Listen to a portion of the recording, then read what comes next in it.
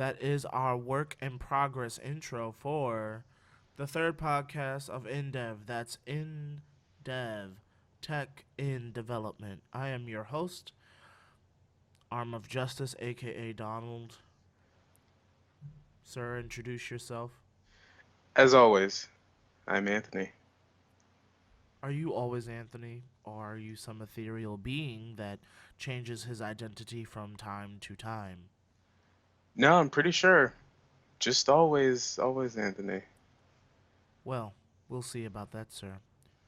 So, can you tell them, sir, what happened on October 6th, 2015 at approximately 10 a.m. Eastern Standard Time in the illustrious New York City?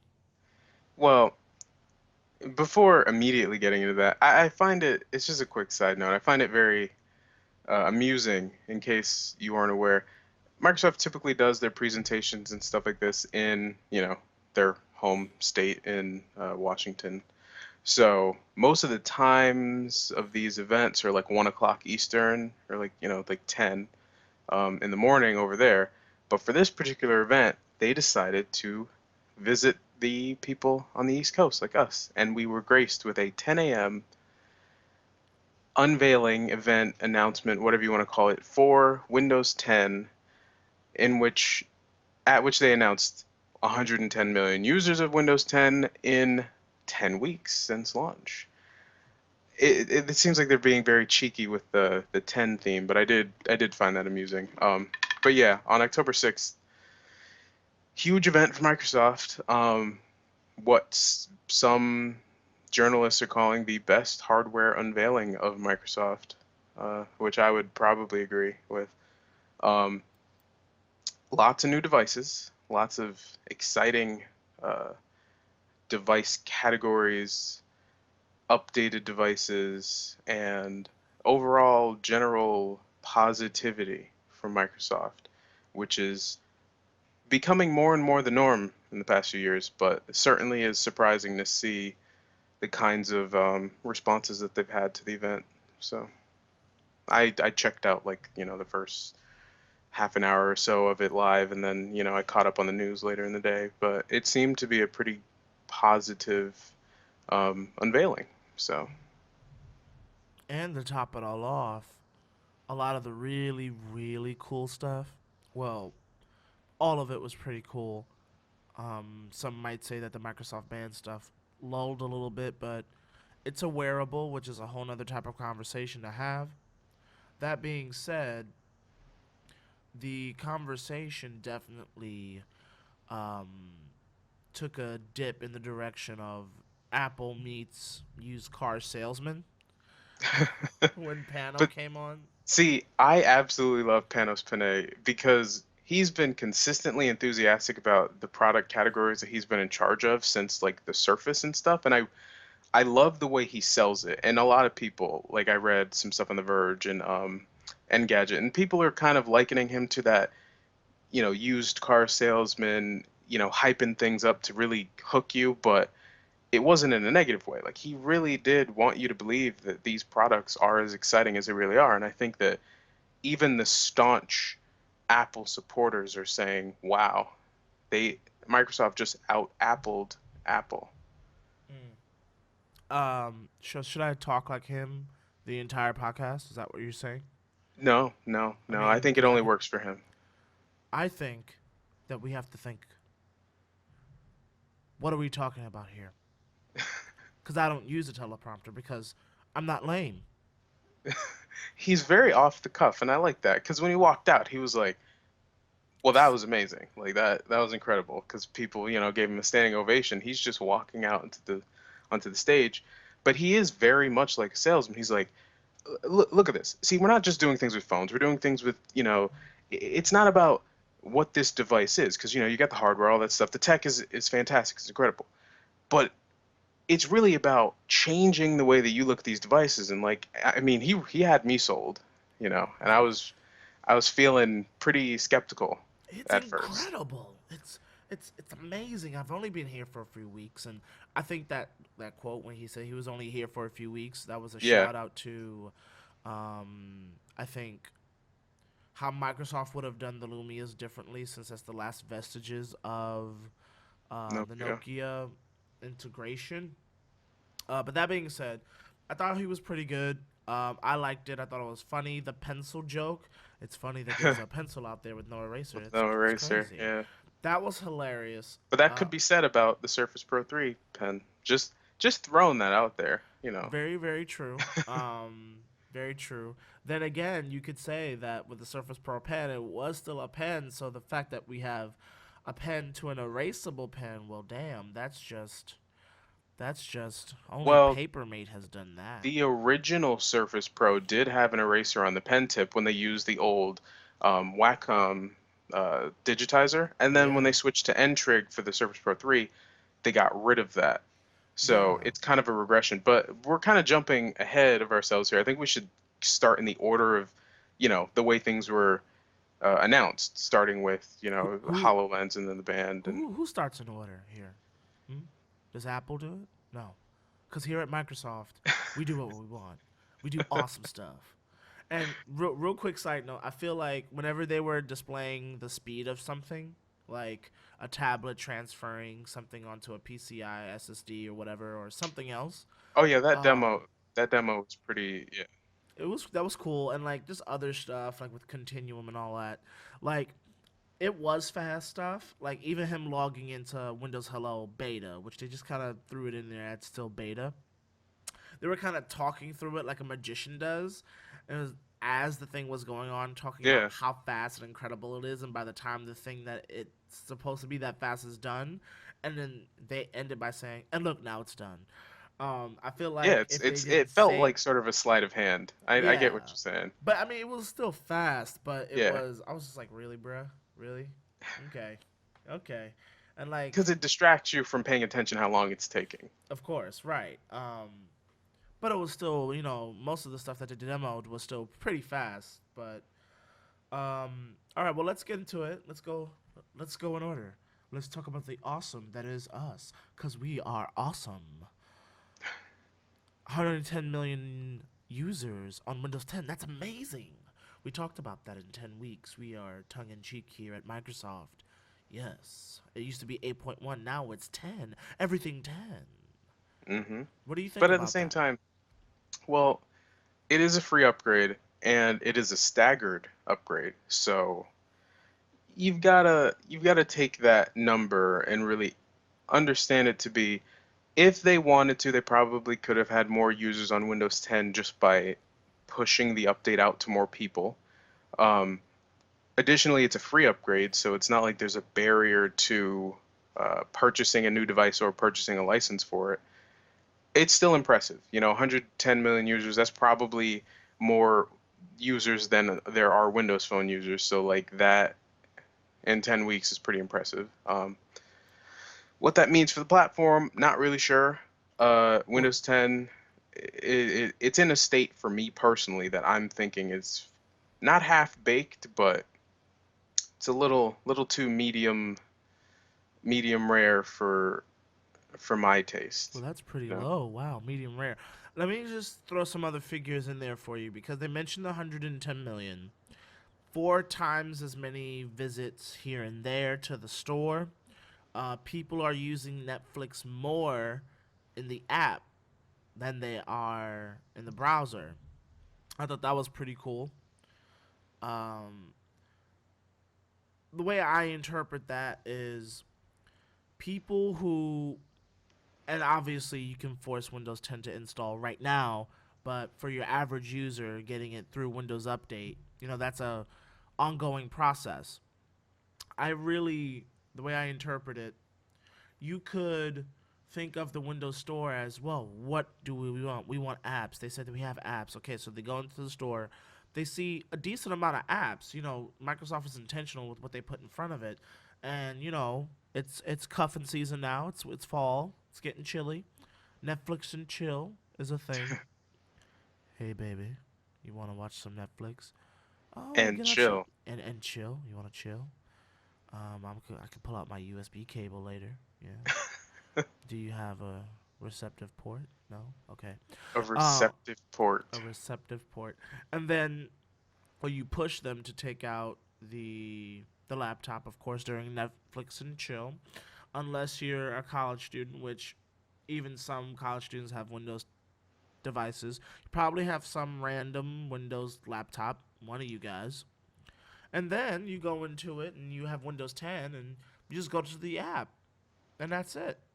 You know, and it works. It's better than logging in and having to do that. And even with cookies in a browser, it's just easier to just go right to the app and you boot and you click and you're done.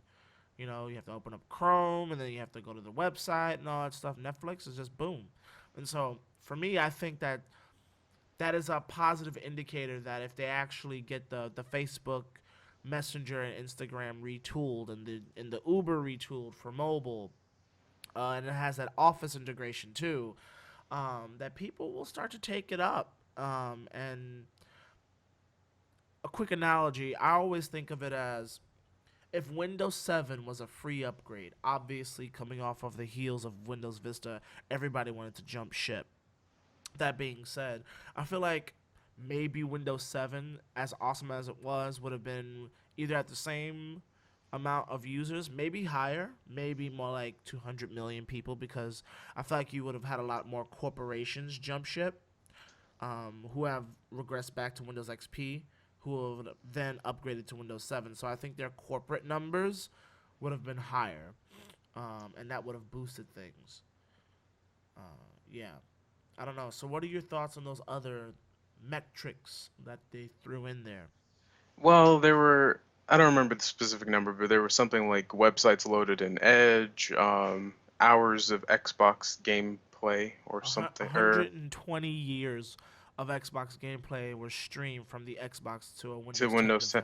I'm device. actually pretty impressed by that because, I mean, given my current setup, I don't have the need to do that, nor do I have the networking infrastructure to facilitate that effectively. But I think that's kind of cool, Given I don't know how many Xbox One users there are out there that also have Windows 10 machines, but hey, that's cool. My feelings on Edge, everyone around me tells me that Edge is so great, and I'm like, wow, that's great that you think that, but I really don't use Edge. I still use IE and Firefox to a lesser extent for a variety of reasons. One of which is Edge does not have the performance that it should. It does not have the features that it should. It doesn't support extensions, all the thing. And this is probably because I know what they planned for it.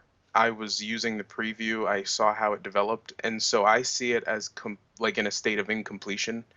And there are some rumors floating around now that Edge won't have extension support till 2016, and I really hate the concept of Microsoft continually pushing things back. And I understand that it's inevitable with software development, but I really think that given their resources and their talented team of engineers, that it shouldn't be a consistent narrative with Microsoft that, oh, this feature is coming soon. And I think them being super transparent about the development process of the operating system is really important. And it's really given us, an insider view, no pun intended, of how an operating system takes shape. But I think that's also been detrimental to fans and power users and enthusiasts like myself, where I look at Edge and I'm like, this is incomplete and I don't want to use it, you know?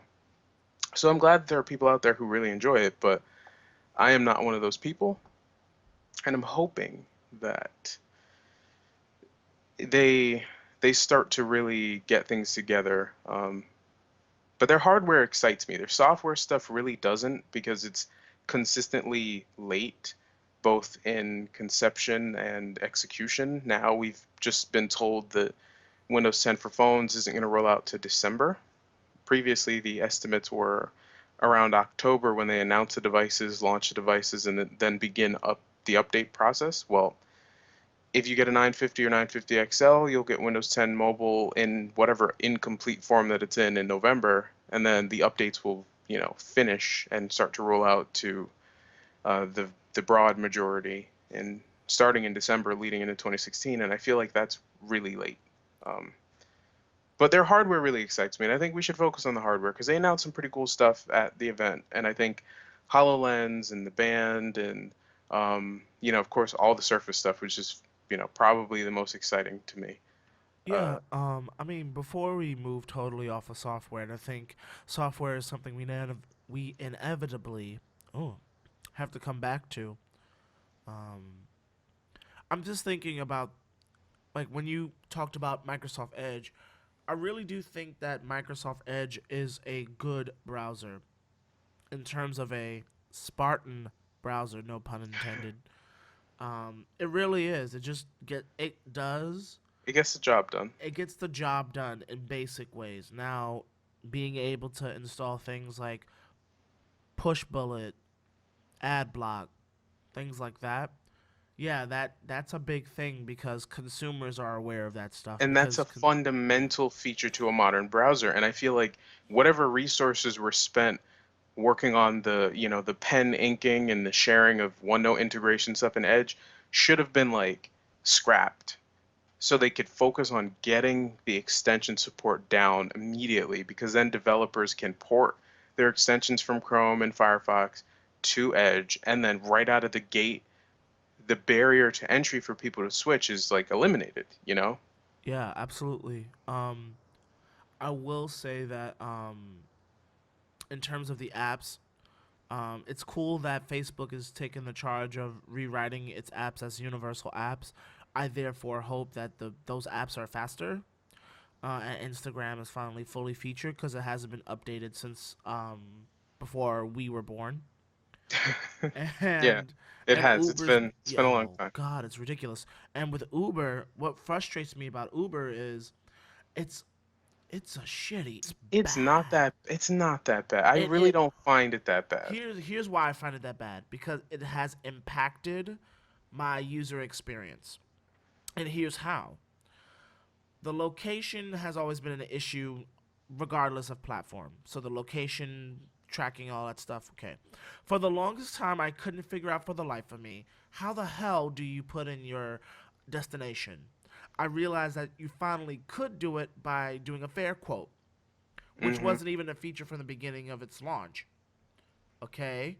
So I figured that trick out, and I actually sent an email to Uber talking about the discrepancies and the ratings in the respective app stores and how your Uber app sucks, you know. And then to top it all off, navigation is hit and miss. When I start navigation, I can't update my destination really, or maybe I can, I just can't figure it out.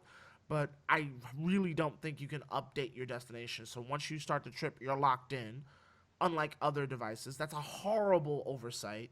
And then there's no active tracking of your location. Sometimes it kind of works and you can see a car moving towards you, sort of. And then True. sometimes it doesn't at all.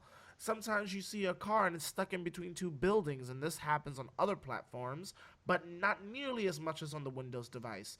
And then by the time you get into the trip, like I said, there's no plot or projection of the route at all. And if you want to work with your driver to redirect them because some of them are open to that, you can't unless you've memorized every exit and every turn.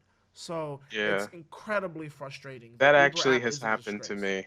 Now that you mention it, that has happened to me. I was thinking more of the app as in a technical sense, but yeah, as far as using it, really, I've had instances where the driver like couldn't find my location for whatever reason, and I couldn't see where they were, so they just decided to cancel it, and like I got charged for that, so I had to get another one, and like n now that you mention it, it could definitely be better. Yeah, Which like is yeah, from a technical aspect, okay, maybe, but like I've been impacted as a user, and that's just to me that's not okay, especially given how much I use Uber as a professional, as a teacher who tries to get to work early. That's disgraceful. Um, as you can see, I'm very passionate about that. And so, and there are other apps that work really well in Universal Design Language in Windows 10 or Windows 8.1, coded apps. They work fine, you know? So, I don't know. I also noticed they didn't mention anything about, their porting, projects. I know that people can apply for them and things like that now. We're probably not going to see that until one of the 2016, so I've already looked on from that. But anyways, let's keep on track. I know I extended things a little bit there and probably only added fuel to the fire. But let's talk HoloLens. And the only word that really comes to my mind besides mixed reality is awesome. Yeah, I agree. So when I was watching the event, I was watching the live stream of the event, which started a little late, and then I was also following a live blog of it. So I had the people who were right there, expressing what was happening. So before the events happened on the actual live stream and I witnessed them, I was reading like, okay, they're about to do this demo, and I saw something that said um, that the presenter was like using a virtual gauntlet or something, and I immediately kind of had a mini freak out because I was thinking, if this is what I think it is, that immediately sells me on augmented reality for video game purposes. Because as someone with a pretty vivid imagination, I like that immersive quality, but not to the point where I forget that, you know, I'm a person in the real world. I would rather be able to, put on like You want to the be Mega the Man. Buster from Mega Man and like shoot stuff. Yeah, I like that to me is really cool. I don't want to be Mega Man, but I want to be like Mega Man, You know, if that I makes any sense. already see you barrel rolling around your small ass dorm room trying to Yeah, shoot. like that to me is a phenomenal experience, and I that's why I'm not so much sold on virtual reality, but augmented reality I think has so many opportunities for people with vivid imaginations to really just make the world that they live in that much cooler. And when I saw it, I was like, for a beta tech demo, whatever you want to call it, it was pretty slick. Like you could tell that it was very much coordinated and choreographed and scripted, but in its current state, once they refine that hardware and get things really, you know, tight together, the ability to like see something fly across the screen and then move your arm and shoot it, it's kind of like everything that the Wii was supposed to be, plus the Kinect, but better because you have the augmented layer, to enhance that experience. Right. Plus, with the gauntlet part, Sony's, controller thing, Yeah, whatever that was, the Move, PlayStation Move. PlayStation Move, yeah. Um, PlayStation iToy, you remember that? Oh God. Yes. So yeah, I really thought it was cool. The $3,000 developer kit shows me that they're aggressively moving and that this stuff is real. The fact Hmm. that it's untethered is really awesome. I think it's critical. And they said it's not required. So I feel like there is some way that, because they have to make it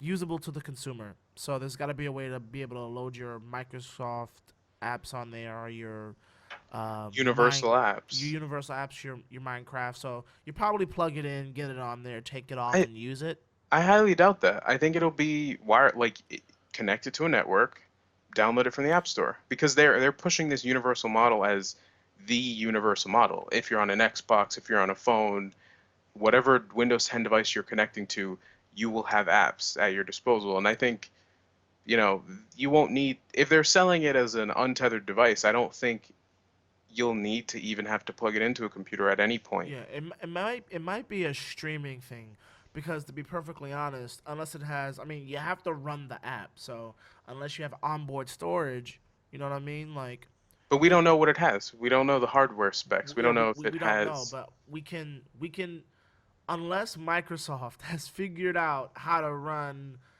a video game without streaming it or on a hard drive, it's got to be one of those options, right? But the thing is, with phone hardware as powerful as it is, who's to say that they're not just using some, mobile system on a chip and, some other extra component to do all the augmented reality and motion processing? Well, I well, really feel sure. like, I I mean, we're just not talking about, AAA title first person shooter games that are, 4K resolutions. We're just talking about augmented reality stuff, No, I get you. I'm just saying you have to have the file on there somehow. And when you think about Minecraft, it's not the smallest install in the world. It's not the largest, but it's not the smallest. So I'm just saying, like, to get the files on there, you got to get the files on there somehow. And either you're streaming it, which may bring a whole, or pushing it over a network, which may bring a whole network thing, or it's got to be on there somehow. And I'm pretty sure it is. I think if Um, they're smart, they would just go with onboard storage. It doesn't really make sense to stream it, because there's latency between and the then computer that's doing the the streaming and then the, frames and all that. yeah, like I feel like if they're for something that critical that is based on motion, it would need to be local. Yeah.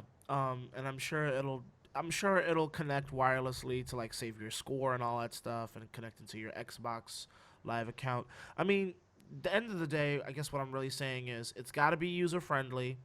And the fact that they're already pushing this to developers for a cheap way and they're having developers actively apply for it. Like I see the progress and I think it's really cool. Just really awesome. Yeah, I mean, it's like a 1 year turnaround between conception and potential, developer involvement, and that's impressive. Yeah.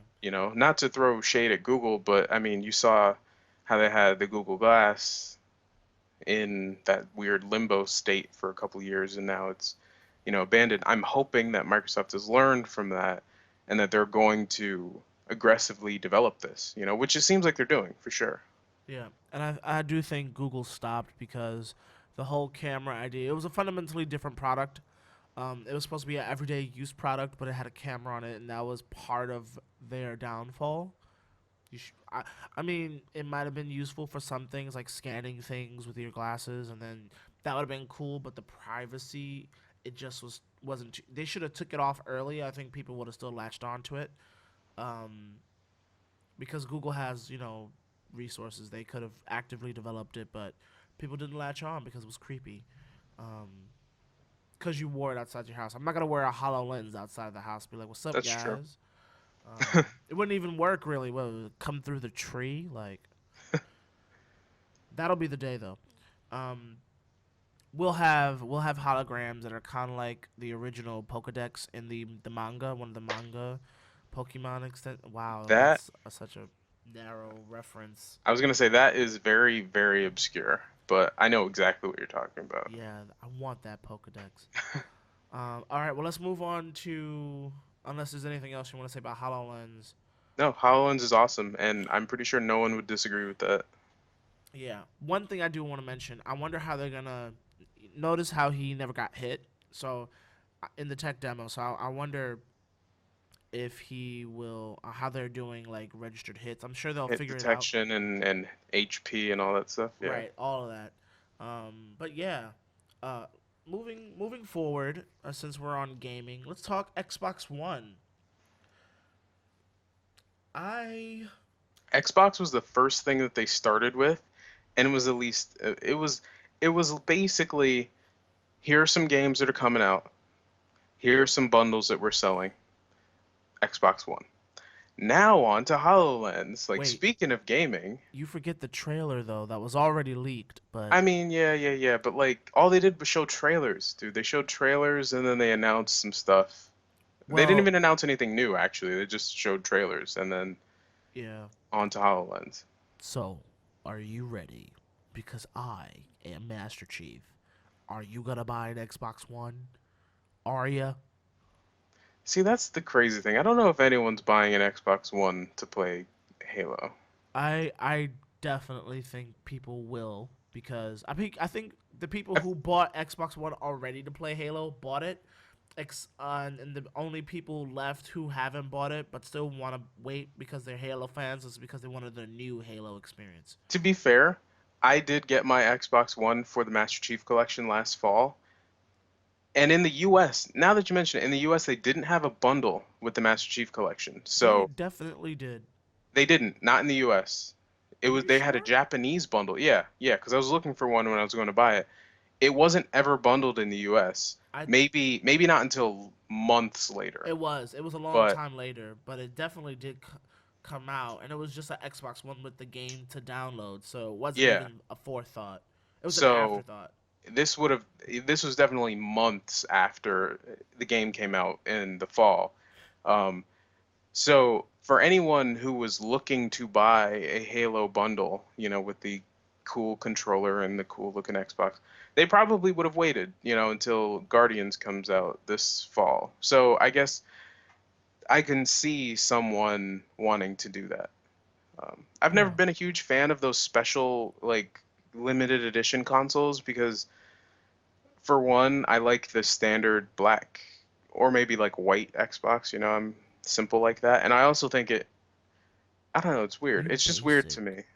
I'm cool with being basic, because it just seems, I don't know, something about it seems a little cheap. Not cheap, but I can't really describe it. Not a fan. No, Not a fan. It I see what doesn't you it mean. doesn't seem like limited edition to me. It just kind of seems like a way to push this hardware that you could otherwise buy like normally.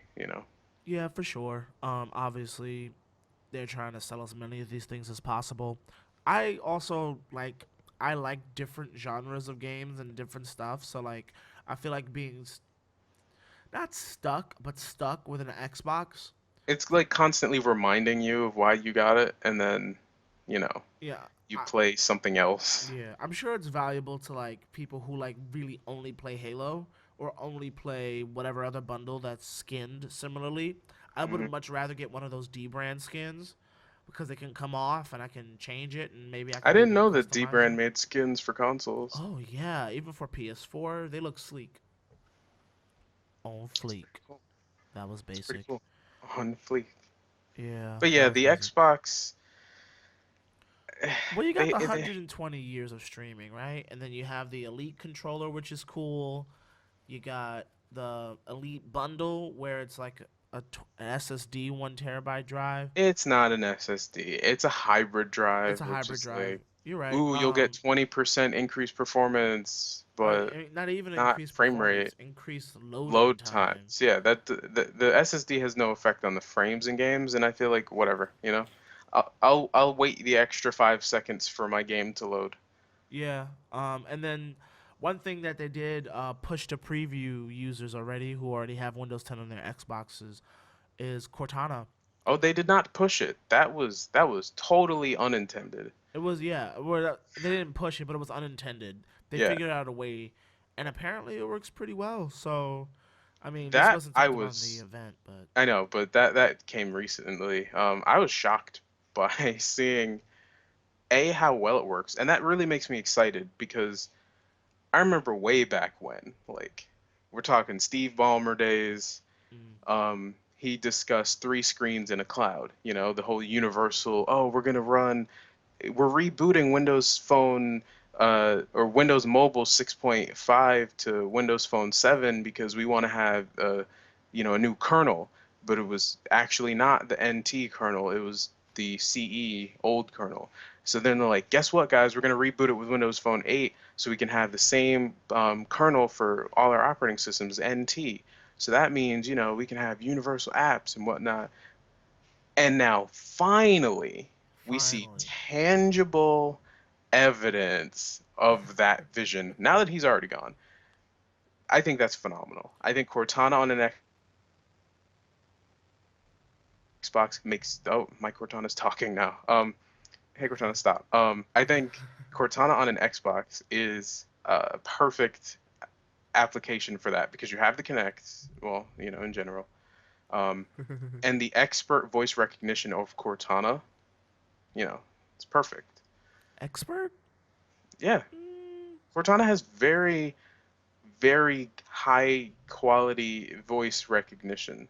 yeah, I guess I'm making a distinction between Cortana and how Windows 8.1 on a phone, um, the user experience of trying to use Cortana or just voice input in like a text message, Yeah, which is that's different. that's different. That's different. Yeah, But it has pretty good voice. Oh, really quickly, by the way, a Windows 10 feature that nobody talks about, but I'm really, really, really excited about that nobody like. It's an oversight.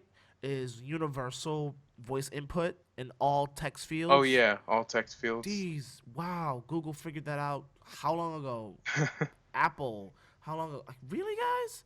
Like, Hmm. how many times have I opened up Facebook and hit that button and now it's telling me I'm sending a voice memo? Stop. Just To stop. be fair, though, in Windows Phone 7, because I'm one of them OG people, Uh huh. that was definitely more of a broad feed. I can't remember specifically if it was universal in any text field, but I know that you could use it in just about any application. Wait, it Like had at voice least, input? yeah, Wow. yeah. Oh. Because it was the Windows Tell Me service. I remember this because, whatever. I'm one of them old Yo, OG you a people. OG. But Delve you. What? it No. it changed like it changed a lot in Windows Phone 8. So that's fair. That's fair. A lot of things in Windows Phone 7 they did right. They had a universal search button, which, like, if you press search, it would search within any application, like, instead of bringing up Bing search or whatever. Hololens. What? Yeah, like, like, come on, like, these things have been around for a while, and I don't know why they regressed, but Yeah, yeah, it's yeah. cool to see that coming back. But overall, I'm excited for Windows 10 on Xbox because I hate the UI of the current dashboard. I'm really not a fan. And they claim that it'll improve performance overall. I hope So that's so. I really do. Um, and so universal apps are also, a good idea. it is a good idea. Yeah. So I think we can comfortably move on. Uh, will I be buying an Xbox? I'm not sure. Maybe I will.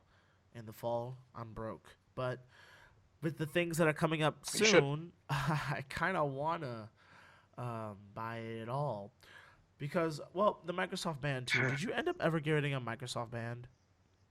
I did not. I Okay, and did not. I know you put yourself on a wait list, right? Yeah, I flirted with the idea, but then I realized I don't need this. And let me preface it because when it first came out, and I know you're an OG, right? You're a Windows OG. You Hmm. were like, "There's nothing on the market, smartphone, smart wearable, period, uh, that's not doing what the Microsoft Band was doing." And I felt like that was definitely applicable in one field, and that was fitness. Hmm. But as a wearable, I was unsold. But go ahead, go ahead. Yeah, Why didn't like you as get a a Microsoft Band? well, the price for what you got. I mean, it's definitely it's like a smart watch, but not. It's trying to. It's like a hyper fitness band. Like if you want a fitness band, you cannot get anything better as far as the sensors go and the robust like processing and algorithms and stuff than the Microsoft Band. And I feel like it's sad that the enthusiasts out there haven't really seen that because it hasn't been advertised first of all or pushed for those people. But it is probably the best fitness focused device. The problem with that is that you can get comparable fitness band experiences for less money. And for me, I really wouldn't take advantage of even a fraction of the things it can do. I'm not going to start sprinting a half marathon. I'm not going to start playing golf on the regular. Um, so a lot of those things that it can do, I would just kind of miss out on. One of the things that I think is really cool is sleep tracking, but I can get $100 band of some sort to do the same thing. But for people who want like, because I've seen people around campus with Apple Watches and Fitbits, and they Of interchange them and course. stuff. God, Apple Watches, really? That's a whole separate category. Yeah, But it is. and I'm like, well, the Microsoft Band would be a perfect product for you, not only because of its cross-platform capabilities, but because it combines the best of the fitness stuff plus the smartwatch features. You got your text messages, you can pay at Starbucks with your band, you can, you can do a lot of things with it that smartwatches can do. Now, for Yeah. me personally, wasn't quite sold on it. Still am not quite sold on it simply because I really feel like I would not get the most use out of it. However, it is a very exciting product. And I do recall when it first came out and I was saying, there is no wearable that does everything that this does to the same level with the same cross-platform compatibility. And that is still true today, which I think is very impressive. Unfortunately, it will not sell very well Or if it, I mean, it won't sell very well in comparison to things like the Apple Watch or the Samsung Gear Fit or whatever they're calling their new stuff. And that's a shame. But that is the fate of a Microsoft hardware product, at least before Gen 3 Y- historically. Yeah. So when that Microsoft Band 3 comes around, watch out. I mean, my so I could get a Microsoft band to work. And the fact that the Microsoft band is now $130 is tempting me more the original one because I don't need a barometer and I feel like all the other enhancements of the Microsoft band 2 is tweaking of software that could trickle down to the original band like No, but the curved screen. oh, curved screen, of course, but like, again, this is something that I don't even foresee myself using on a regular basis, right? Maybe when I go to the gym, and maybe just as like a geek who wants to like check it out, right? Like curved screen, you're absolutely right, but that's something that I really don't care about, because in the end of the day, right? I don't even wear a wearable device when I'm typing because it's uncomfortable, and the Microsoft Band makes it worse. And what do I do for a living? I teach, and that requires typing, a lot of typing, and a lot of movement. And I feel like I would bump into stuff, and it would just be my wrists sweat so much. And like, I love watches. Is another thing too. Like my thing is when I look down at my watch, I want to see what's going on. I want to see the time, which you can do on the Microsoft Band, but I want to see like a display with the shit that I need to do. Um, always on, and the only thing that has done that for me is Pebble. Um, I'm not really interested in the fitness stuff, and so because it's a band and not a watch, like I'm not really looking at it as such. The screen would be under my wrist, right? Like a wristwatch, but a wristband, and so that way I could see it in landscape mode, and it would be roughly comfortable, but it would be cumbersome when I'm typing half the time, or if I'm doing podcast stuff and I'm editing. So I wouldn't be wearing it, and when I am wearing it, I'm wearing it while I work, and when I'm not doing this stuff, I'm a photographer or I'm a kindergarten teacher, and so in that regard, and then I like to voice reply to stuff, which is cool. So it does have that, but that's it, you know. Um, I think other devices are useful for my niche condition. I think Microsoft Band 2 is great. I'm not sure how many people are going to buy it. If I was a fitness person, it would be a no brainer. But then most fitness people aren't tech geeks, also. So they would probably get a Fitbit. And most fitness people also probably already have some sort of fitness device at this point, Right, you know? exactly. And then, like, the depth, right? Like, if you're a golfer, this is almost a no brainer. But, like there's not a ton of extra depth besides barometer tracking if you're a cross country runner and the other stuff. Like it still does Well, the I same mean, if stuff. you Like go if you're hiking and stuff, I mean, I get yeah. if you're a cyclist, then you go, biking up mountains or whatever, elevation tracking to figure out, oh, he's going uphill, so he's doing more work, and it's more about their algorithms and the cloud processing stuff that they do that really is the selling point behind the band, because the Right. band itself is just hardware. Yeah. Um, but But what they do with the data is really impressive. it is. I get and then the heart stuff too and the sleep tracking. But I guess what I'm Yeah, saying like is VO2 levels and all that stuff. right. Like if I'm a let's say I'm somewhat of a geek, but I'm an athlete.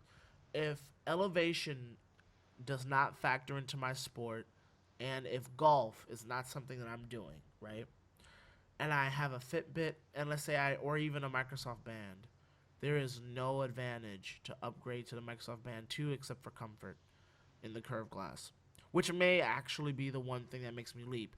And then the question comes to am I doing this professionally? Can I get it funded for me? Is it in my pocket? Can I sell my old one? Right? Um, so as hardware goes, it's new hardware and it's great hardware, but it's the hardware enough unless the Microsoft Band original was that uncomfortable. And See, that's the thing. I think that about the entire wearable category. I have yet to hear a compelling argument for them. I look at the Apple Watch. I mean, Apple's probably gotten the closest to being able to compel people to buy them, but I But don't think it's even for the right then, reasons. Like, yeah, yeah, honestly, yeah, it's not useful. I don't think it will ever be a critical thing for everyone, like a smartphone is. You know, like a smartphone has become something that people need in air quotes. But I really doubt that wearables will ever get to that point. So it's already a niche device, and you know, the band isn't the biggest story of their launch event. You know, It isn't. And I predict we're gonna move into that right about now. We will no. talk wearables later. The Um, next topic is also not the biggest story of the well, announcement, you're and I think it's the least exciting story. If anything, it's a detrimental at the most detrimental aspect of the Well, announcement. I have some thoughts on this, but before quickly, really quickly, we're gonna talk wearables probably in the next podcast, unless another event, really just derails us. Samsung Gear S2 and Gear S2 Classic. Before we get trolled on the internet for not knowing the names of that, I don't think Samsung Gear fits a thing. It Is might it be. not? I don't think so, but I think we just saved our skins there. Thank you, internet. Also, am like I said, I'm a Pebble user, and I figured out for folks who have the money who want to invest in something that is legitimately useful, that leaves my phone in my pocket more and more, and it's not doesn't look like a computer on your wrist, and that's partly due to the e-paper display. But we'll Quick talk. side note, Yep. because you said something that I find the thing that I don't like about wearables, fundamentally, you can continue, is that it is spending a couple $100s for a device. This is you just helped me to sum up why I don't like them. It's spending a couple $100s for a device that will allow you to use your several other $100 device less. That is my problem with Oh God, that's so true. I feel like an idiot. it. And that I Um, feel is just stupid, but continue. Yeah, no, you're right, and I feel like that's why it's so niche. Because one, it's like a first world problem. Mm-hmm. Two, I'm gonna briefly describe how useful it is for me. As a teacher, I don't look at my phone. Even my work phone, I'm always moving, especially in kindergarten. You got kids, you gotta run around, you gotta take them there, do this, do that, jump, do a wiggle break, all this stuff. Now you vomited, great. Oh, ew. Your phone is gonna die. Oh, right, especially like my 3-year-old Nexus 5 almost, more like 2 going on 3. You know, that thing battery life, whatever, leave it in the pocket. It has like standby time. Like maybe I have like an hour screen on time at best, and I'm ending the day at 30%. So you can imagine if I use that as my main device. But the reason why I don't use it a lot is because I have the Pebble on, and so the screen is discreet. It's always on, and if a parent texts me in the middle of the day or an email that says, "Oh, this action item has to happen. Bring this kid now. Cover this immediately." Like that's happened before. This Friday, our principal uh, does my classroom's lunch duty and recess duty, and she sent an email in all caps about 7 minutes before that, and I'm teaching, so I'm not at a computer. I'm not pulling out my phone, and I have to get the kids there. And she emails both teachers in the classroom. Donald, cover my shift. I need to support. Blah blah blah blah blah. Something must have came up, and so I took up my pebble, stepped in the corner, and voice replied, "Okay, it's taken care of," and it worked. And then I went outside and I covered her shift, and yeah, I missed my prep and all that stuff. But that's not the point of this point. The point of this point is to say that my co-teacher came up to me before I took the kids out. I already know that I have to cover the shift, and she goes, the duty, lunch duty and recess duty. And she goes, "Okay, could you go find the principal, whatever?" I was like, "Nope, I'm covering your shift." She was like, "Oh, because we were teaching." That's useful. It's very niche. Is it worth a couple $100? I don't know. I think Pebble has Pebble in particular has saved my butt in that regard a lot. It doesn't distract kids, but you have to have such a niche condition to use a wearable. And to tie it back into, I guess, the Microsoft stuff, since we're running out of time, um, Microsoft Band would have been less discreet in that regard and less comfortable, and also less fashionable in an everyday professional use like a teacher. So, but you're right, a couple $100 to use a device less for a couple $100. I feel like outside of a few niche cases, that's dumb. Um, and I slightly feel dumb for it. So thank you, Anthony. You're welcome. You're a jerk. You're a jerk. Okay, we can blaze through the 950, 950 XL. We've talked about it. Oh, we're Just not lay it gonna out. blaze through it. That's the crux of my. I am not a happy camper. Well, what? Why are you so disgruntled? Because I was before, and I'm less disgruntled for two reasons. But you go first. If anything, I'm more gruntled than if that's even a thing. I don't It even is now. I don't even know I'm if more that's a gruntled. word. What are you I have saying? been re-gruntled, if anything. Regruntled. Okay. Now, I didn't watch this announcement live, and I'm glad that I didn't, because I feel like if I did, I would have stopped watching and not have seen the Surface Pro stuff happen. So, we've already seen the specs of the 950, and I'm going to refer to the 950 and 950 XL just as the 950 because who cares? We've already seen their specs. We already saw the leaked pictures of the device. Like we knew what it looked like. We were underwhelmed then. Then they announce it, and I'm like, okay, so how are they going to spin this? They're talking about, oh yeah, the best hardware, best software, being all like, oh, it's got liquid cooling. Now, had this been an announcement from last year, I would have been on board with that because I think, wow, that's cool, liquid cooling. It's the kind of spec that you can like talk to spec sheet geeks about and have them be like, oh, snap, really? Like, oh, that's cool. Like the It gives same way you, in the Surface. yeah, like it gives you that ammunition to justify your purchase. But now that means nothing to me. Maybe it means that my phone won't overheat, but honestly, I haven't had overheating problems with a Lumia since my 920, and phones are just getting better. Hopefully, this won't have the same issue, and if it does, that'll be a problem. But anyway, everything about that phone I knew, and yet somehow they managed to disappoint me. Hmm. And here's why.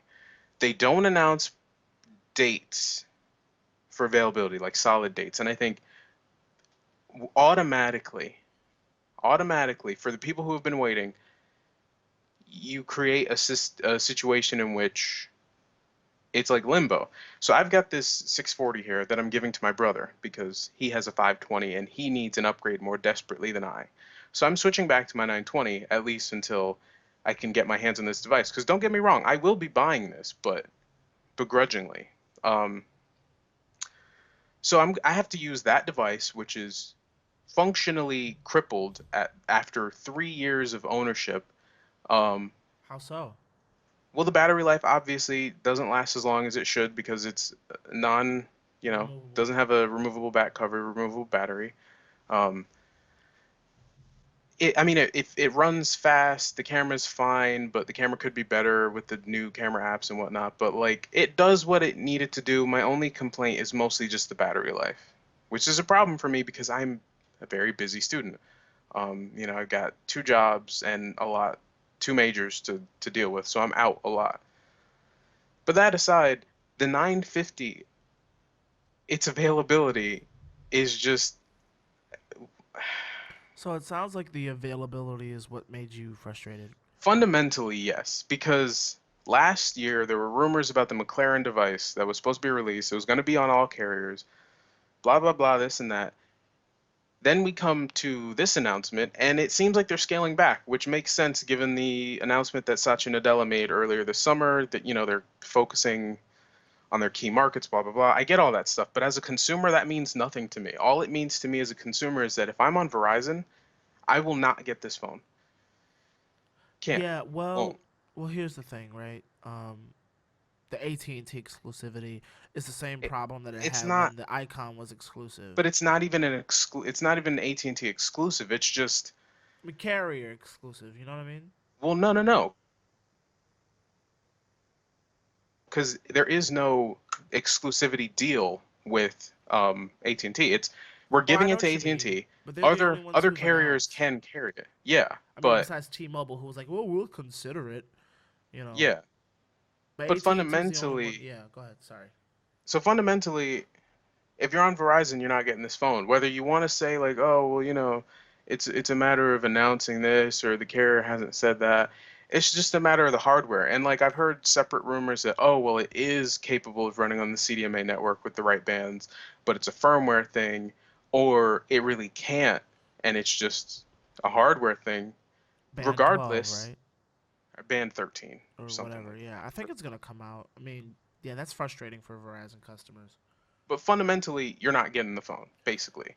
And even though I have AT&T, I'm in a position where, okay, I can wait for the device to come out in November, and then I have to consider where am I getting this? I could buy it unlocked from Microsoft for 550 bucks. I could get it from AT&T for some sort of reduced subsidized price or whatever because Microsoft doesn't offer financing and I feel like yeah, paying 550 bucks for this device I guess is worth it, but at the same time I wouldn't benefit from buying the unlocked phone and having reduced uh, plan because of the way that my plan is set up, like there is no benefit to doing so. So then I have to think, well, Microsoft doesn't even have the phone listed on their website. It's They not even do. listed there. No, It no, no. is. The XL is. The 950 is not. Oh. Um, so you can pre-order the 950 XL, you can email, get alerts when it's available, but the 950 is absent for whatever reason. I have yet to go down to my local Microsoft store, but I imagine that they have, demos set up and whatnot, but the device is underwhelming in the strictest sense. And it won't really, I mean, it's Well, the kind of what's thing where underwhelming about it? Like, I mean, underwhelming in the sense of nothing is new or innovative? Because if it's that's the not case, that. then the market's underwhelming. It's not that. Because it is innovative in ways that no other hardware manufacturer, except for maybe Apple, has done in this year. And I know it's getting more difficult to differentiate and innovate, but I think the iris scanning thing is fantastic. It's so cool. If it works, that's cool. But it's like, okay, I get this phone. I immediately become an evangelist for this device. Like people look at it, they're like, oh, what's this? That's exactly what happened when I got the 920 and the vibrant colors of the 920 series. Like people were really, I remember in high school people were like, oh, what phone is that? Like, oh, I've seen that phone on TV or I've seen that phone in the store. Like it's cyan colored, it's bright, it's vivid. Then the 920 came out and people were like, oh, is that like that or the 1020? They're like, oh, is that like that 1020 phone, that one that it's got the great camera? That has been absent for 2 years. That mentality is gone because Microsoft's only making black and white versions of these phones, so that main selling feature of them having vibrant colors is gone. They're offloading that to third-party manufacturers who will sell like compatible back cases, I guess, which I think is probably the coolest aspect of it. But at the same time, it's like they knew that they had to get this device out, and the only reason it exists is because they knew they needed to. It doesn't feel like they were inspired to make this in the same way they were inspired to make the Surface 4 or the Surface Pro 4 or the Surface Book. Like, this device does not seem inspired. It W- seems like a necessity. And Well, that is my problem with it. Because well, then you have the Surface Pro. Looked at the Surface Pro 3, and we wanted to break down everything that was good about it and make it better. right. Let me. I think what you're frustrated at is Microsoft didn't make this device, Nokia did. Let's pretend for a moment, and we've got about 19 minutes left, roughly speaking, but let's break down for a moment. Let's say Microsoft never bought Nokia. Because to me, they shouldn't have. It feels like they sold off most of their assets they're in anyway, so what's the point? Not the camera stuff. Not the camera stuff, but everything else for the most part, like just whatever. So let's say they never merged, and Microsoft was still maybe trying to make a Surface phone. It's some way down the line, whatever, blah blah blah, whatever. But Nokia is still the leader, and they came out with the 950 and the 950 XL. Would you still feel underwhelmed? I would if I had to wait. If I had just bought a phone last year, I would feel really excited about these devices, but at But the same time, I'd be content.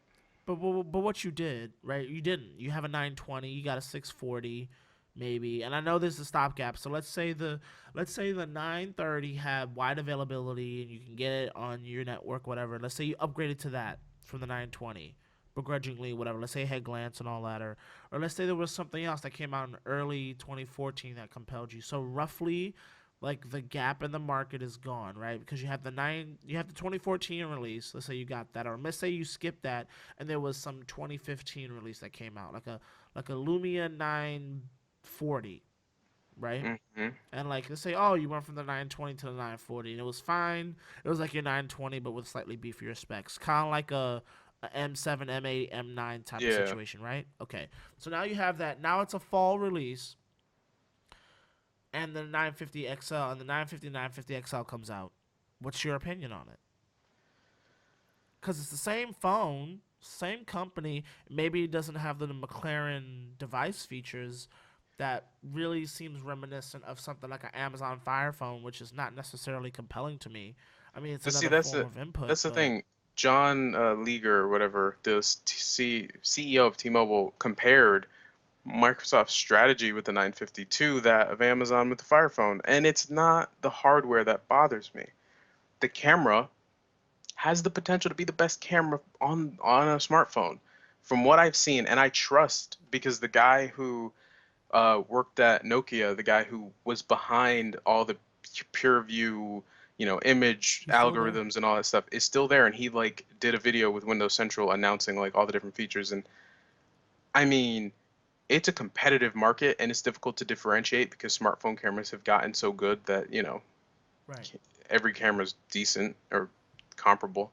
But I have a feeling like this will be among the best. But hardware aside, there's no narrative behind this device that excites me, and I feel like that is fundamentally a Well, problem let me because ask you this this then. isn't a device for the masses. Clearly, this is a device for Windows enthusiasts like myself Well, what who are is already it? sold.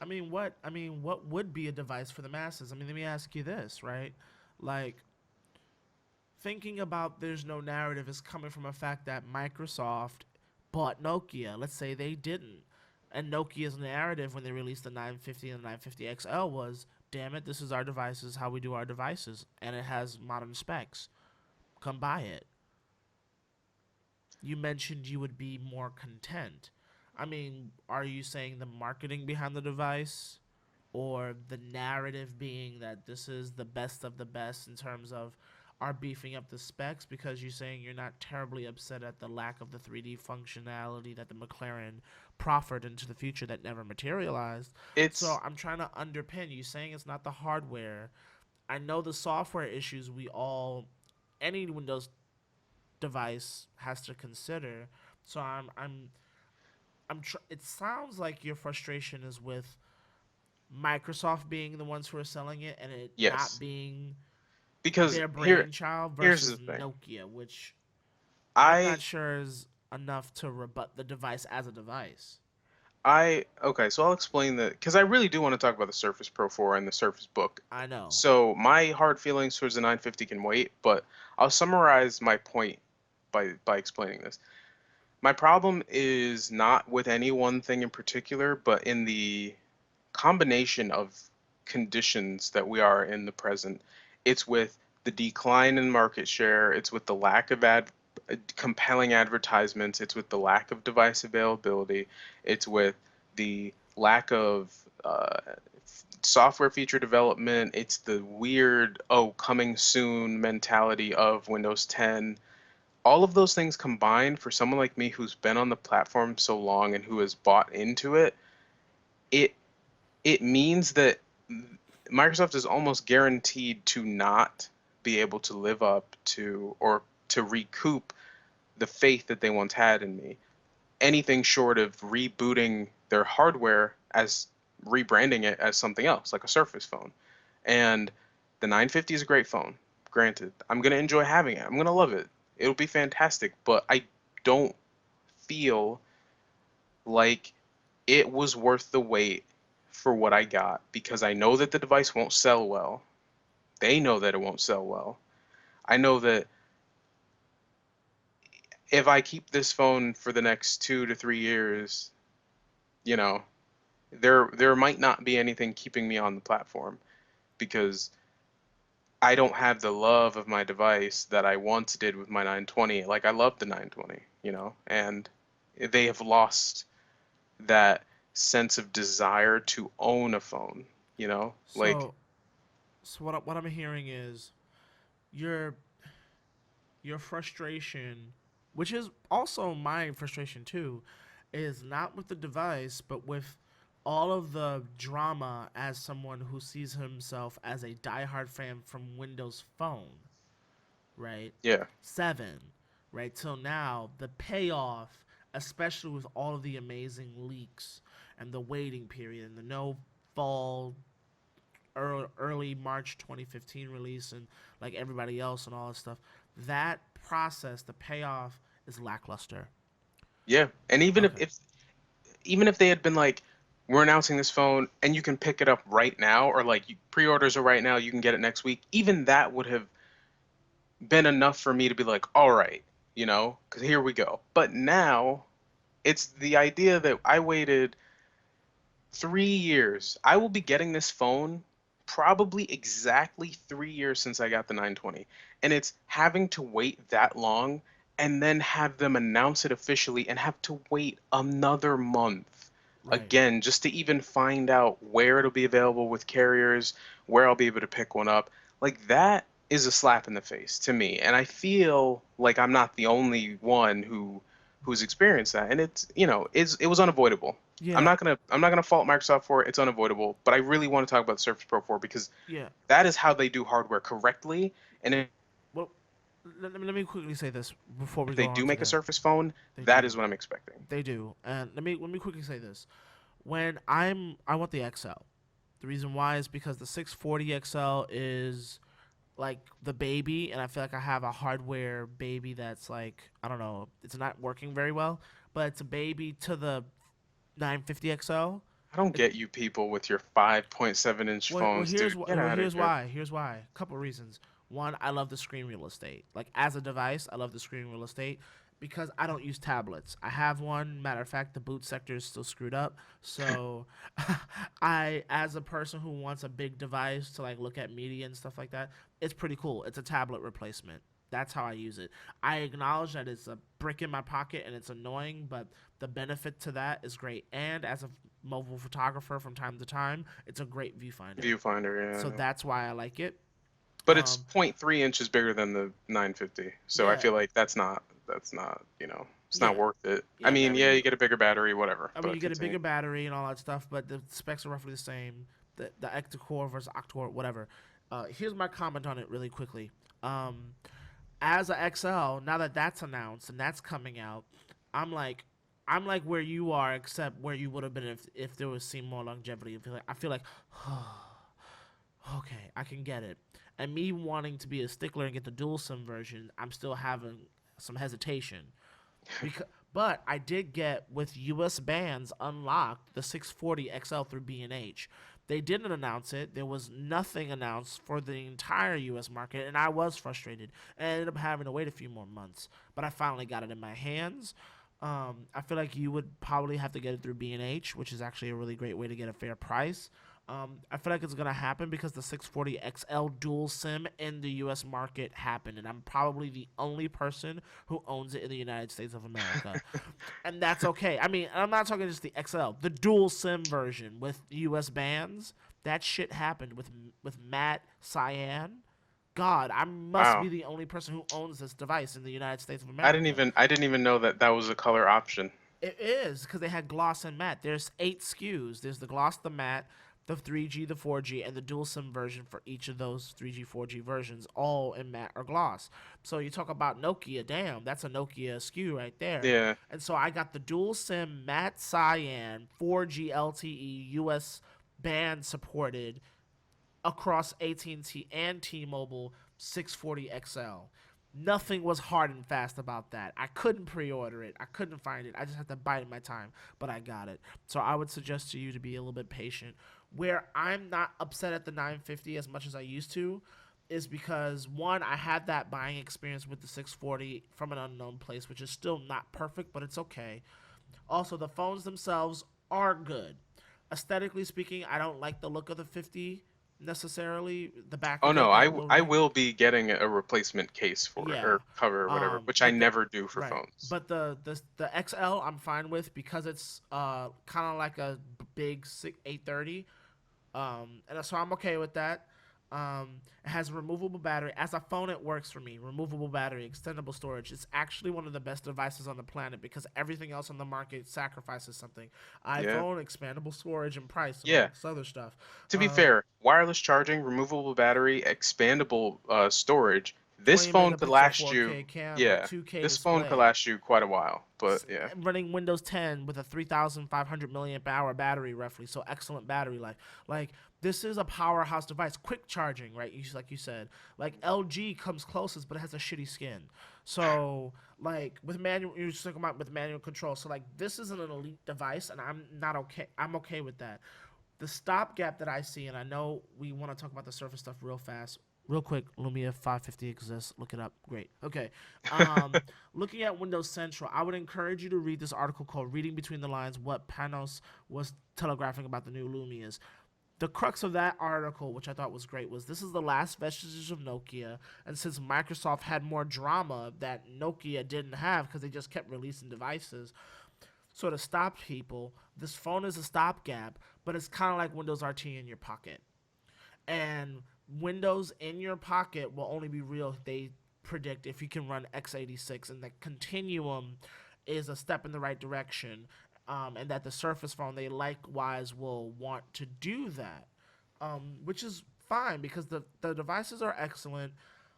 I think that it's a bittersweet story to get there, so they need to be something really great to get over the overwhelming sadness for folks in your position, and that I'm almost in, but by virtue of me wanting the XL, I'm not. And then the Surface phone is going to come out, and I'm afraid that while the hardware is going to be excellent, that the Surface phone will have a sealed-in battery, may not have expandable storage, and those are the two things as a power user that I like, and other things like the 950 and 950 XL are really good phones. The Surface phone with Continuum, which is like the great step forward in Continuum. The Surface phone that's gonna come out will be like designed just like the Surface and all that stuff, and it will be great device. But as a functional phone, will lose some of those features that I would really enjoy. And so that's why I'm not as upset understanding that analysis. I'm gonna put a link in the rundown. I would encourage you guys to look at that stuff, um, because I really do think that that article brings it out more and will make you less frustrated. And trust me, I'm a guy who had a Dell Axum X50V running Pocket PC 2003. So you want to talk about a longtime fan? I haven't mentioned that to you before, Anthony, but I've been a person who's been looking for this shit to happen a long time too. So I'm with you, buddy. I'm with you. but Um, fortunately, yes. we can end this in a positive way by discussing what is undoubtedly the best, most productive tablet on the market. I need to rob a bank because I have to buy both the Surface Pro 4 and the Surface Book. What? I What? challenge anyone to tell me that these devices are not phenomenal I will take up the challenge. in a I'm joking. compelling way. In a compelling way. Here's what I will say. Uh, Surface Pro 4 was great in that they put the LCD glass into the panel, into the actual bezels, to keep the same footprint but increase the size and the pixel density. That was awesome.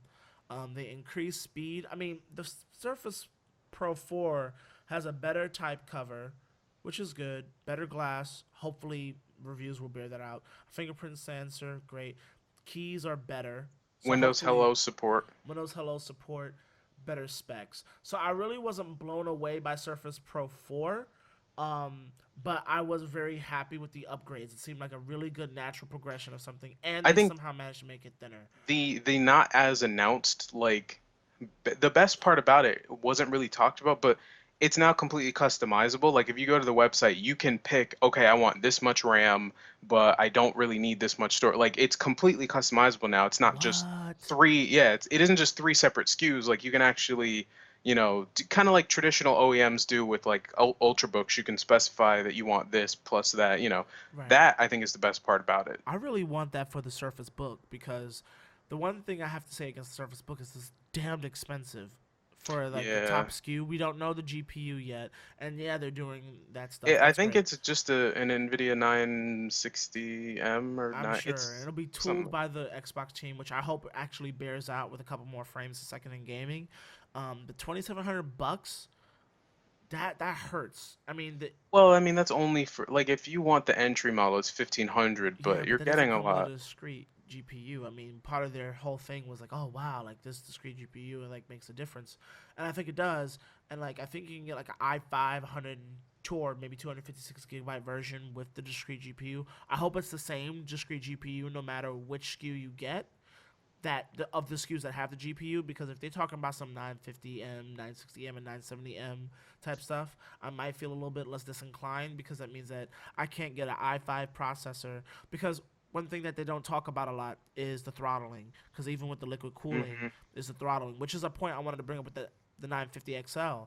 The fact that it's a Snapdragon 810 clocked at 2 gigahertz with the liquid cooling is because they're really wanting this to have the continuum support.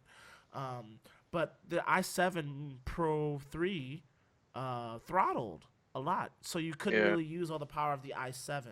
So I really want an i5 with like like a like this the GTM GTX card that they want to come out with, but I don't want to pay more than I built my desktop for it. I feel you. I feel you. It's not a desktop replacement for anyone. It's not. It But it's just I mean I look at it like, the MacBook Retina Pro whatever, same market for the same type of people. But honestly, it was the best and wait, there's more of like a Microsoft announcement ever. And I would say of like a hardware product announcement in the past couple years. Like Apple hasn't been doing that. Like the watch was whatever. yeah, But it was kind of like meh. It's yeah, we kind of expected it. No one knew this was coming. yeah. No one. They There thought it wasn't a was a big single surface. leak. Yeah, people were saying, "Oh, they're gonna have a 14-inch Surface," but the 950 was leaked months ago. There wasn't a single like leak about the Surface devices before this announcement. I think that's insane. That's insane. Matter of fact, Panos was like with the 950 because he knew he inherited it. That's why he was like, Yeah. "I've only been working with you guys for a couple months." He was like, "Guys, can you not do that next time?" Yeah, he specifically like mentioned it. Like you guys know the specs are in this. Like I've read some of the stuff you guys have written about this. Also, can you not do that? Right. It's Also, like it because has that's not cool. 3.0. It has USB 3.0 with full 5 gigabit not 10 gigabit, but Bandwidth. 5. Yeah, it's not 3.1, it's 3.0, but it's better than the OnePlus 2. I had to fact check that. But yeah, going back to the Surface, I think the Surface Pro 4 is compelling.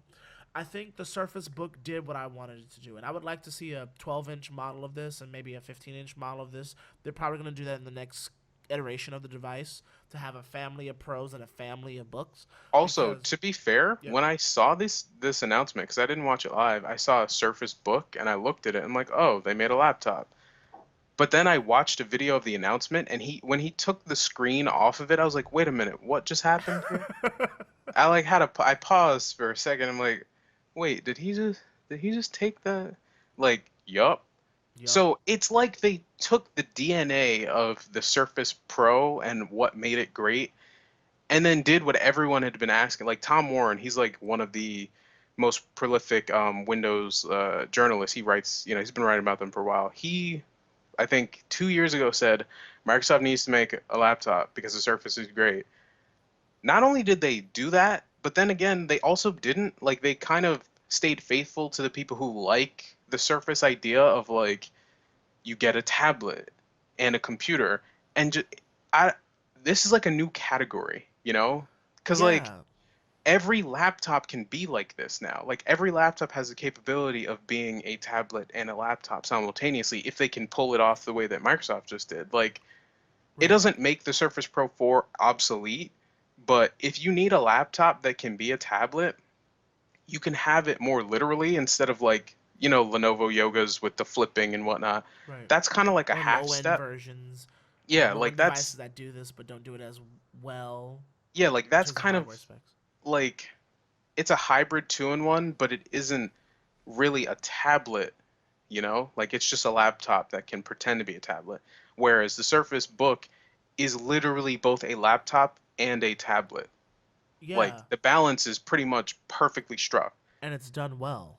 Yeah. I think that's why I think they need to have different SKUs because I think there are people itching for a 12-inch version of a lappable device, like the MacBook that came out. That was just like the 12-inch device Hmm.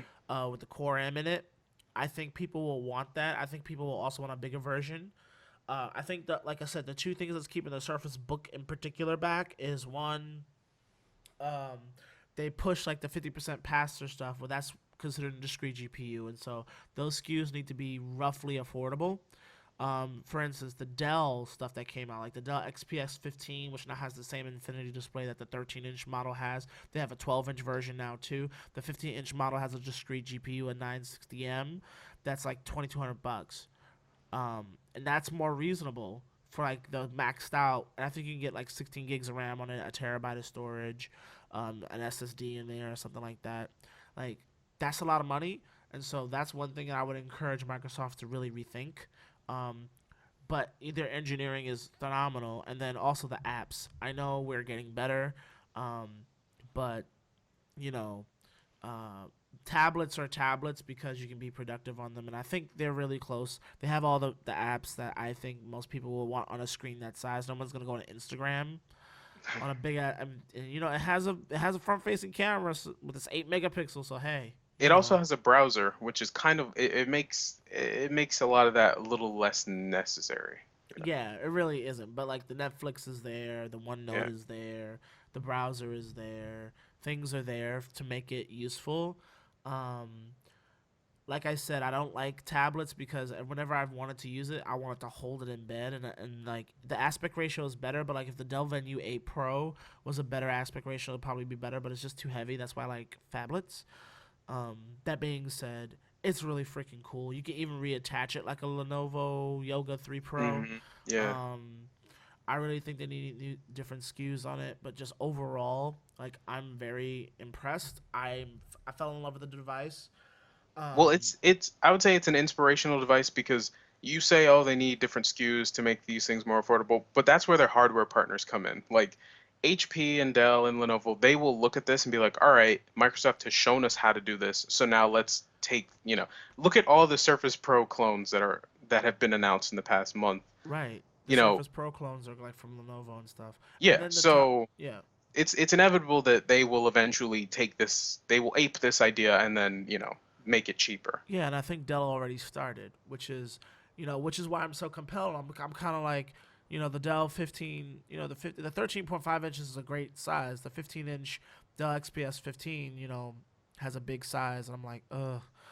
Yeah, but Uh, it's compact, I would get it that. is compact, and I really want it. Like, if it wasn't for the fact that the Surface Book is so freaking cool with the tablet portion of it Yeah. too, like, I was thinking about the Dell XPS line because that line is It's really ve- it's compelling. it's very premium.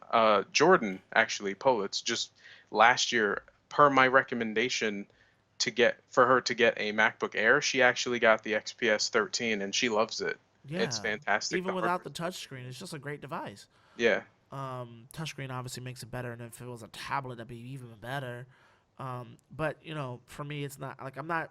It doesn't make it, which is why I like the fact that they threw it in the end. I feel like if they ended it without the tablet part, they'd be cool. But when he was like, "Let's look at the same video one more time and let's see if you," I was like, "Bruh," like the rumble shake, and then it came off Hmm. like people were like, "I'm done. That's it. I want it." Yeah, I genuinely did. I did not expect that, and I Yeah. didn't know that was a thing. I thought it was just a laptop, and then if he ended the whole thing by just grabbing the mic, putting it out, and dropping it, Uh huh. like that Yep. that is essentially what he did. Like that was the best, honestly, the best product announcement by Microsoft. And it's got skeptics excited, it's got fans losing their minds, and that shows you exactly what Microsoft is capable of in this new era. And I really am excited that I've, you know, my my efforts have paid off. It feels good to be vindicated in my not I don't want to say devotion, but into my enjoyment of the platform because my Surface Pro 3 now looks very good. I've noticed a lot of people getting Surface Pro 3s around, as students because it's a perfect device for a student. And now this even reinforces this category of hybrid laptop tablet things now that Apple's gotten into the game, Google's gotten into the game. Microsoft is now leading a new product category, which is something they haven't done in a while. Yeah, it's really exciting. You mentioned robbing a bank. Do you want to like get together and do that? Because I really want the Surface Book. Um, I want that XPS 15 too though. I No. know it's so And the good. It's like because it's a device that's like it's a laptop. It's good for gaming and the touchscreen. And I really do feel like with the Surface Book, I knew it had the screen had to come off. You know why? Because in the intro part he mentioned, so we have the Surface Pro 4. So what do we do now? What if we want to take the amazing things that we have in the Surface Pro 4 and put it in a laptop? I was like, I knew it was going to happen because part of it is the touch experience and the pen experience, which he didn't really mention. mm. Um, and so, like, and the video had no, like, beautiful finger going in to touch the glass. So I was like, this shit has touch. And he didn't mention it. So he's going to mention it. And if it has touch, and he said the best parts of still having like the DNA of a Surface Pro 4 in a laptop, I'm like, shit's gonna come off. I know it. Wait for it. And as soon as he was like, let's look at the video one more time, I was like, bruh. It really does everything. I mean, bravo to the Surface team because their hardware team is phenomenal. They really, I mean, I was thoroughly excited for a product that I will never get to use. I will never have one because I have a Surface Pro 4 that's fine. I'm going to buy a new keyboard for it, probably pick up the new pen or whatever. You have the Which Surface I Pro think is, 3. yeah, that's phenomenal. That even though I've owned this device for a year now, I can still like get part of a new experience. I'm glad that they committed to keeping the same connectors and stuff so that it offers us backwards compatibility. The So I'm dock getting, too. yeah, the dock is backwards compatible, like all that stuff. So I'm getting a new keyboard to enjoy that with the bigger trackpad and all that stuff. Not the fingerprint sensor because don't really, find that too compelling.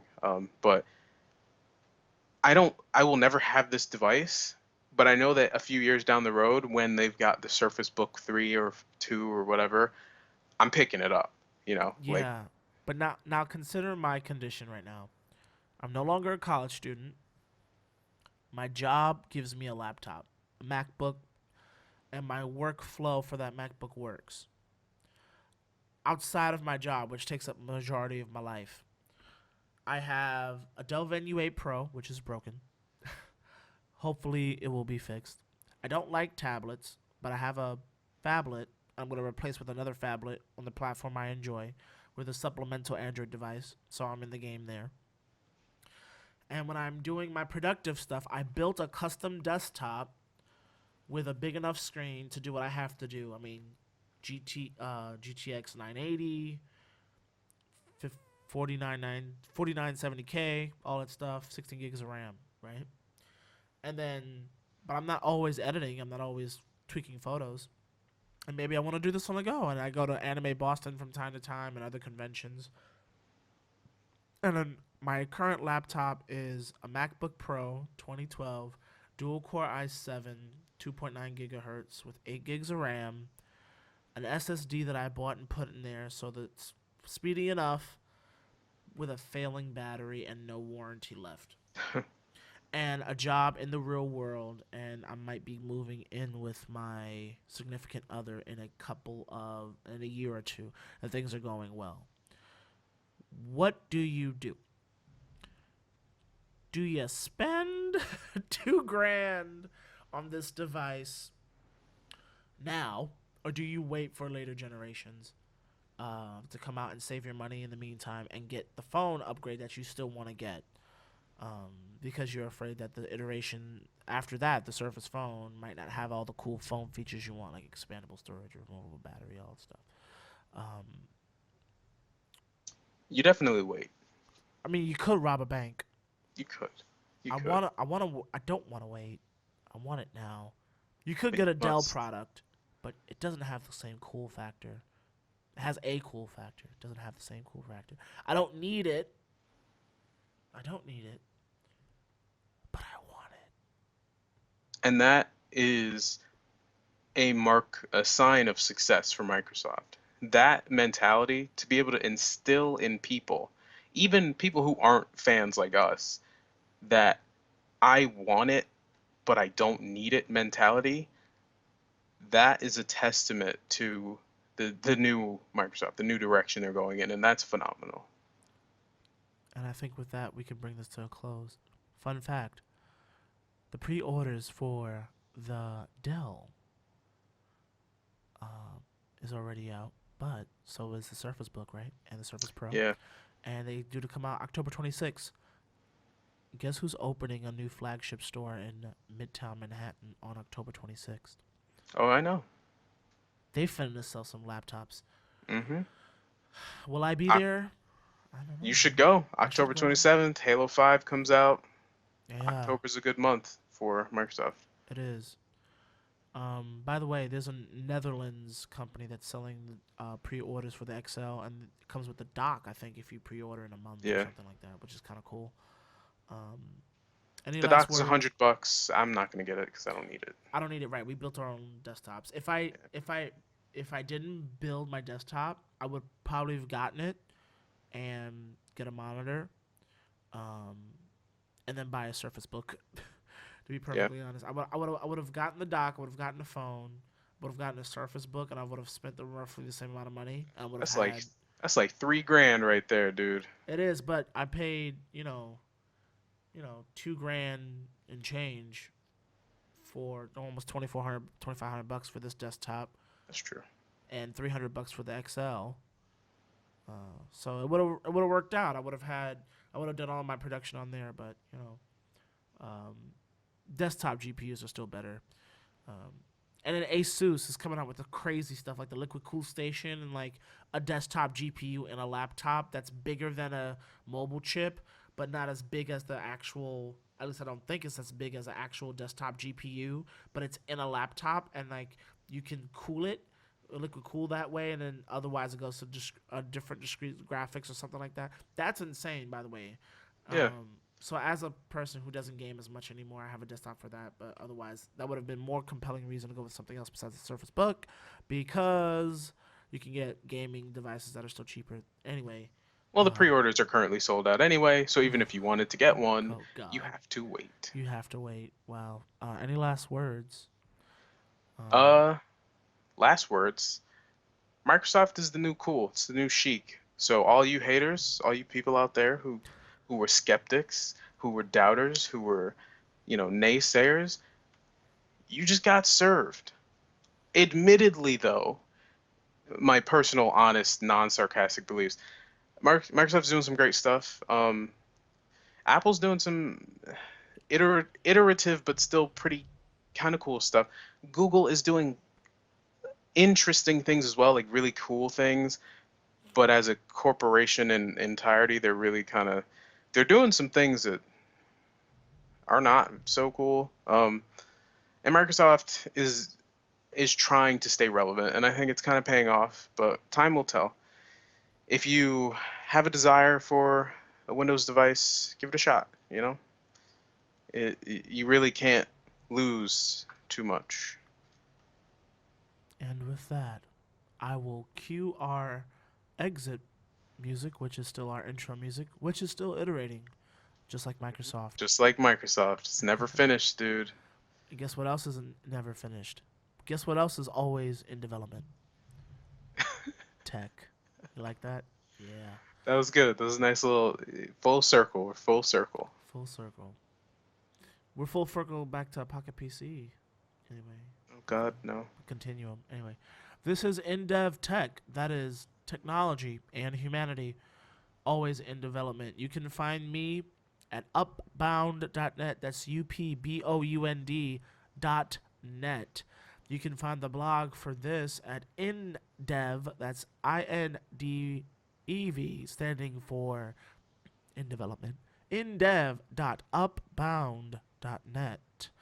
The podcast will come out with this weekend. I have an extended weekend, so you will all be able to enjoy the first three of this podcast series. Next time, we will talk Nexus, we will talk wearables, we will talk everything and anything else Microsoft that has come out, because there is still news to be had in a field that's always developing.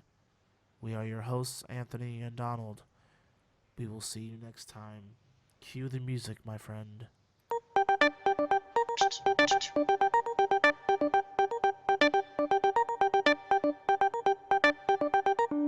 So, thoughts on the launch of Microsoft products. It's been a couple weeks since we've recorded, and the long awaited Surface Book, Surface Pro 4, have dropped, as well as the Microsoft Band 2. I believe the Microsoft Band 2 is actually in, correct me if I'm wrong, Target and Best Buy. At the very least, Best Buy.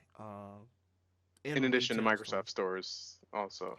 Yes, including the new one that they opened in Manhattan, and they opened it on a Monday when I couldn't be there because I was teaching.